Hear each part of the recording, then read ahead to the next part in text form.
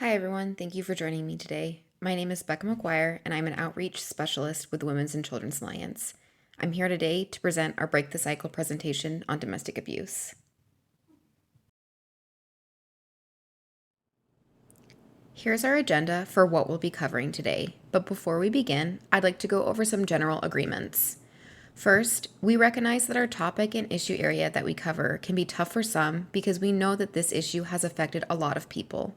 If emotions come up for you, please feel free to take a break from the presentation and take care of yourself. We want to make sure that this is a safe and comfortable environment for everyone. Second, we practice confidentiality in everything that we do, and we invite you to do the same. What is shared in the group stays in the group. If you do decide to share, please do not use any identifying information. Here is what we'll be discussing today in the presentation. We'll be touching on who we are and what services we provide at the WCA. Then we'll be spending a majority of the time talking about domestic abuse, what it looks like, warning signs, theoretical ways of thinking about it, and then we'll learn about ways we can build a safe, healthy community together.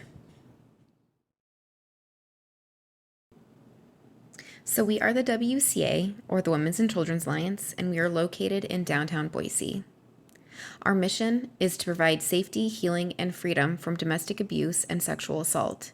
We do this by providing services to those who have been affected by domestic abuse and sexual assault. Our mission is what we do, and our vision is why we do it. Our vision is to foster a community where individuals thrive in safe, healthy relationships.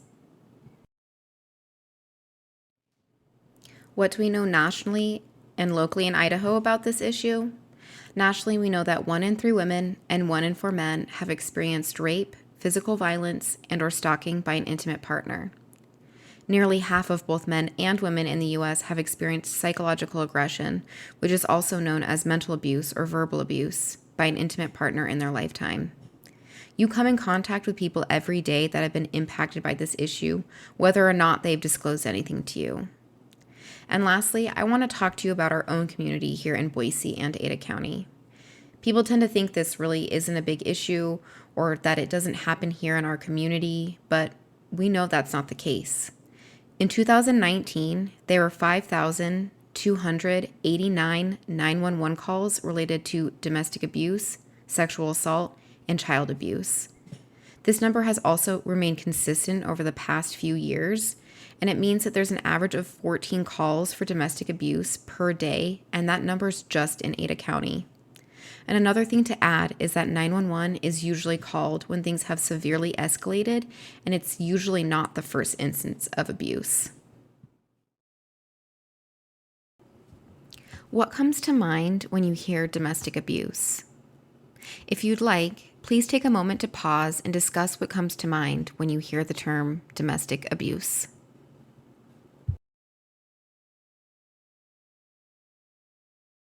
Domestic abuse is a pattern of actions used to gain and maintain power and control over another person.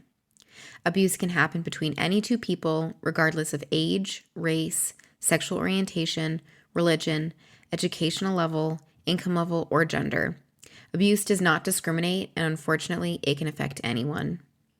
This includes all types of intimate relationships, so this could be a family member, a romantic partner, or even a roommate. What does abuse look like? This is the power and control wheel. It is a tool that we use in our field that is used to help victims clearly identify abuse and see that they are not alone in their experience. It highlights and shows that power and control can be in many different forms and not just physical and sexual violence. The power and control wheel is included in the toolkit. I'm just quickly going to go over the different types of abusive behaviors. So first we have intimidation. Then there is emotional abuse. Next is isolation. There's minimizing, denying, and blaming. And then we have using children. We also have male privilege. Then there's also economic abuse, and then coercion and threats. So this wheel is available in different languages such as Spanish and Arabic, and we also have different wheels such as the teen power and control wheel and then also the immigrant and refugee power and control wheel. The next two slides we're going to go over have some warning signs that might not be obvious signs of abuse. A majority of these warning signs are on the power and control wheel, but a few of them are not. So first we're going to start off with isolation from friends and family. So here we're talking about two different kinds of isolation. The first form is physical isolation, which is very much so a reality in Idaho, especially rural Idaho. A victim might not live near a domestic abuse shelter, have access to different resources, or they might not have the transportation to get help, so it's difficult for them to leave the relationship. The second form is emotional isolation. An example of this could be that the abuser controls who the victim talks to and that they won't allow the victim to see their friends or family. And over time, those relationships are severed, so when the victim wants to leave the relationship, they feel as if they have no one to turn to. Next, we have put-downs and name-calling. Put-downs and name-calling is something the abuser does to the victim to make them feel bad about themselves or any way smaller than the abuser. The abuser could play this off as a joke or say that the victim is being too sensitive.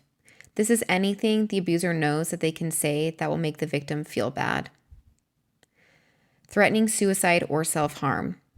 So this is something that we typically see in younger groups, usually under the age of 24, but it can be seen in any relationship. An example of this might happen when the victim is trying to leave the relationship and the abuser will threaten to hurt themselves or commit suicide and basically manipulate the victim into staying. Nothing is ever the abuser's fault. This is minimizing what the abuser does to the victim, and the abuser will deny blame that they did anything to the victim. The abuser will never take responsibility for their actions. This is also called gaslighting, which is a form of abuse that manipulates the victim into questioning their own reality. An example of this would be the abuser pretending to forget what really happened or denies promises to the victim and saying things like, "You're just making things up," or "I don't know what you're talking about." Last on this slide, we have threats of outing. So when we're talking about outing someone, we're talking about the LGBTQIA community and the immigrant refugee community. With the LGBTQIA community, it is threatening to out someone on their gender identity or sexual orientation to friends, family, employers, or anyone they don't want knowing this information. With the immigrant and refugee community, it could be threatening deportation or destroying important legal documents. A big part of this is losing a sense of security. These next warning signs are considered digital abuse and can be somewhat difficult to spot. Digital abuse is the use of technology to bully, harass, stalk, or intimidate a partner. And it has become more prevalent because of our use of technology today. So we're going to start out talking about stalking. There are two different types of stalking. There's physically following the victim wherever they go to know where they are at all times. This could be following them to work, a friend's house, or to the store. And then there's also digital stalking. This has emerged in the last decade because of social media and smartphones. This would be tracking the victim through their smartphone or through an app. Next is does not respect privacy. This could mean your partner demanding to know your password or hacking into your social media, email, your personal computer, or cell phone. Then there's constant messaging and checkups. So it's not normal or healthy to constantly check up to see what your partner is doing all day when they're not with you. An example of this would be your partner constantly texting and calling you all day to see what you're doing and then getting angry when you do not respond. And last, we have extreme jealousy. An example of this would be someone telling you who you can and cannot be friends with on social media platforms or in real life.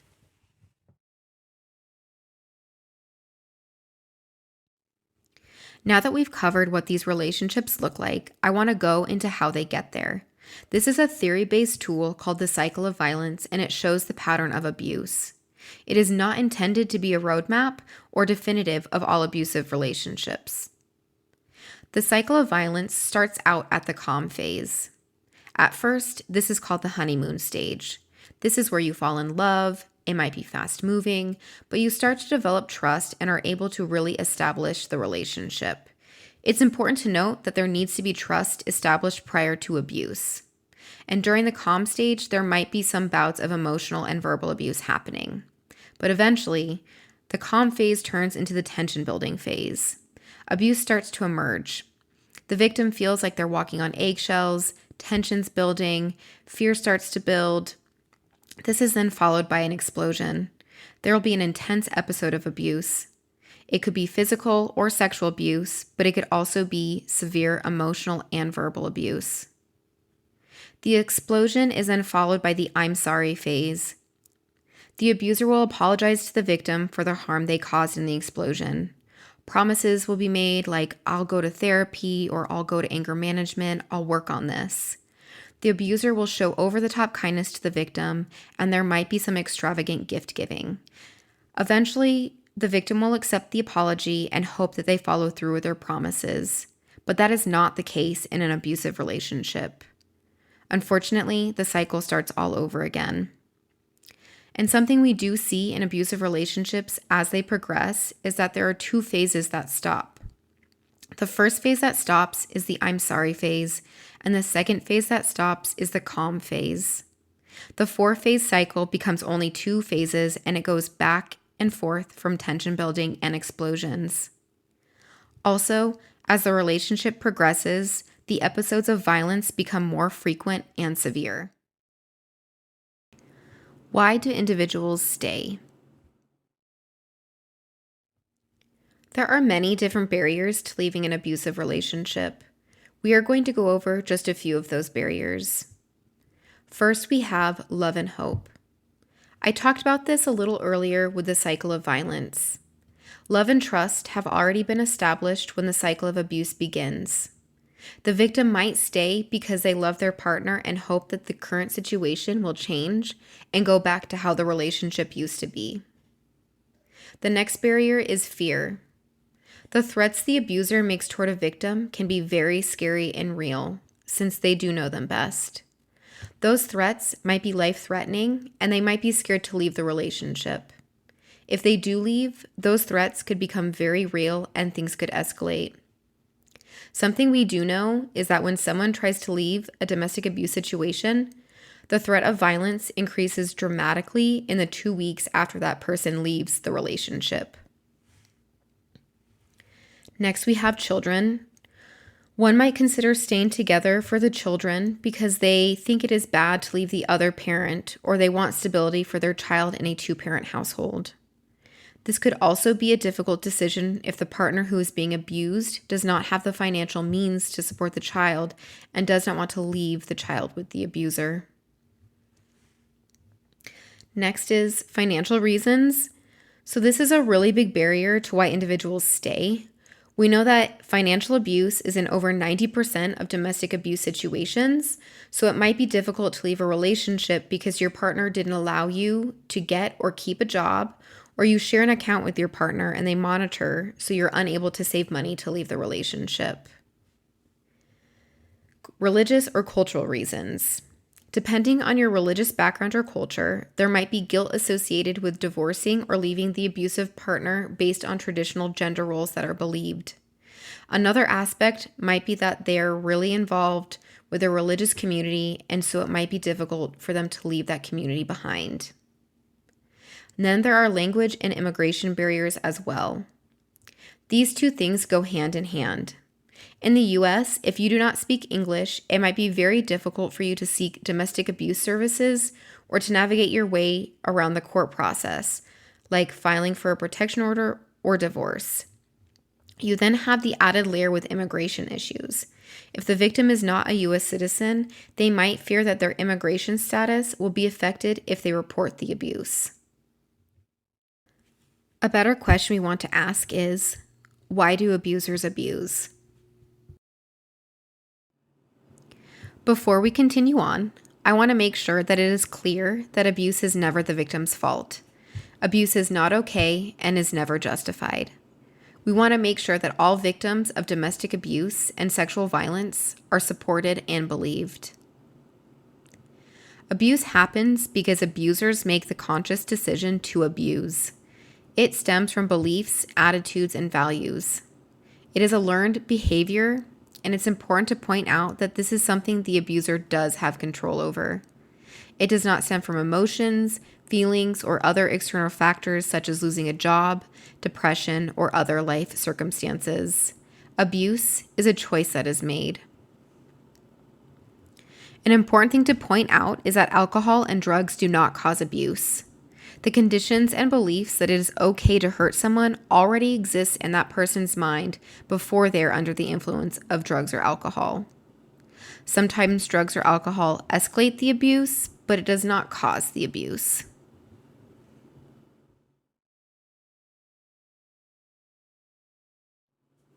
Next, we're going to talk about how to support a friend or family member who you believe is in a domestic abuse situation. First thing you should do is believe them and let them know that you believe them. Victims and survivors of abuse are not always believed about their experiences or the abuse they're going through. It can be very validating for someone to be believed. Focus on your friend and not the abuser. Be there for your friend, listen to them, and give them the emotional support they need. We talked a lot about emotional isolation and that many victims face it in abusive situations, so it's very important to keep those lines of communication open with your friend or family member.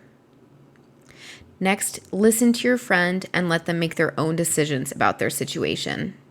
Keep in mind that they've had their power taken away from them, so making their own decisions is very important. Here are some more ways you can support your friend or family member. It can be really difficult watching your loved one in an abusive situation. We know that it takes 7 times on average for someone leaving the abusive relationship to fully leave. This might be challenging for you to watch your loved one go through, but maintaining support and giving them the tools and resources that they can use to get help is one of the best things that you can do. It's important to know that you do not have to have all the answers. You have not been trained to handle a situation like this. You're not a trained medical professional or a trained counselor, and you do not need to be to support your friend or family member. And something else that you can do is reach out to an agency like the WCA. You can call our 24-hour hotlines to ask for different resources to offer to your friend or family member.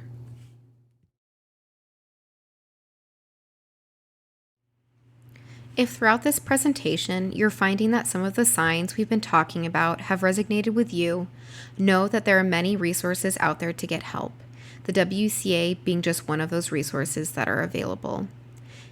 If you're in immediate danger, call 911. The WCA does not have an emergency dispatch line, so if you call our hotlines, we will not be able to get a first responder out to you.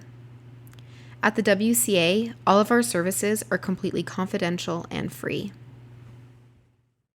Here is a list of the services we provide at the WCA.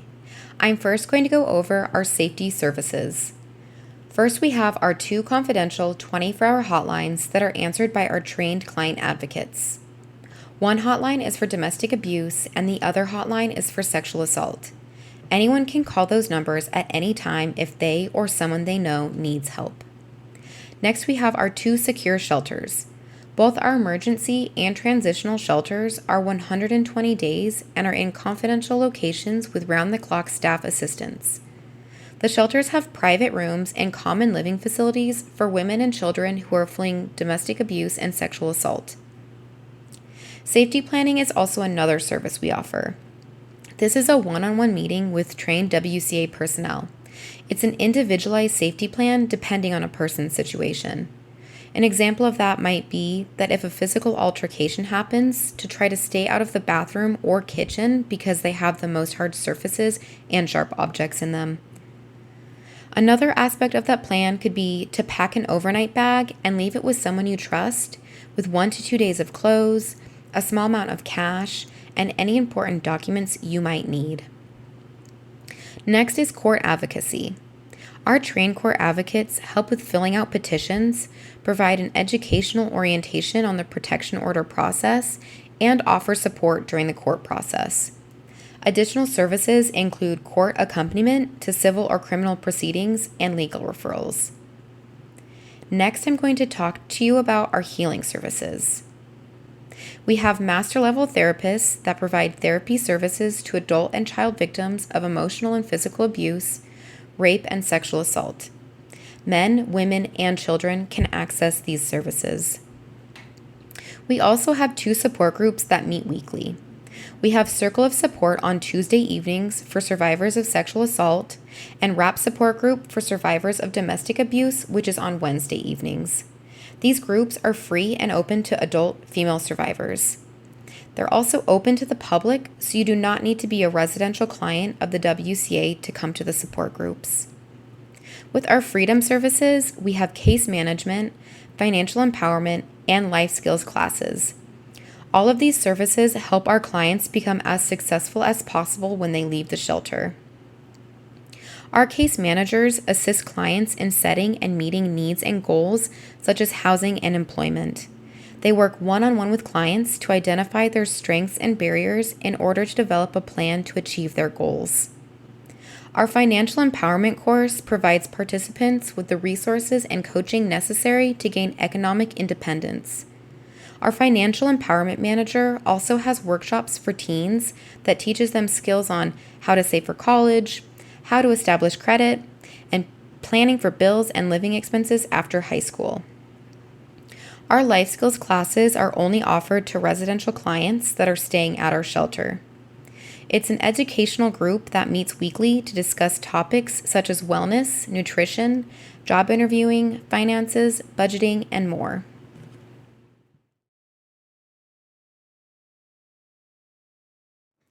After this presentation, I think it can be a little overwhelming with the feeling of, what can I do? How can I help my community? There are a few different things that you can do as an individual. You can help change the culture in our community by speaking up when you hear harmful language. An example of this could be a rape joke or domestic abuse joke. I think not laughing at the joke is speaking up, but also maybe saying in a neutral way, "Hey, I know someone who's experienced that and it was awful. I don't find that funny." The next thing is pretty simple. Just support survivors by believing their stories. We can work to create a world where everyone knows abuse is not okay and it is never the victim's fault. Next, you can promote healthy relationships and boundaries in every relationship in your life. This means using positive communication skills to make sure everyone feels they are heard and respected. Last, and one of my favorite things, is to carry a shoe card. They're one of our key outreach materials. They have important resources on it like our 2 24-hour hotlines, some signs of an abusive relationship, a basic safety plan, and other community and national resources. Shoe cards are nice to have because they are small and can fit in your shoe, hence why we call them shoe cards. You can grab one for yourself if you need the resources, grab some for a friend or family member, or even grab a few so you can put them around town or hand one out to someone if you see something happening that makes you a little worried for them. So we have reached the end of our Break the Cycle presentation. Here we have our main business line, our 2 24-hour hotlines, our website, and our email. If you have any questions or would like to order shoe cards, please reach out to us on our information email. Thank you so much for joining us today.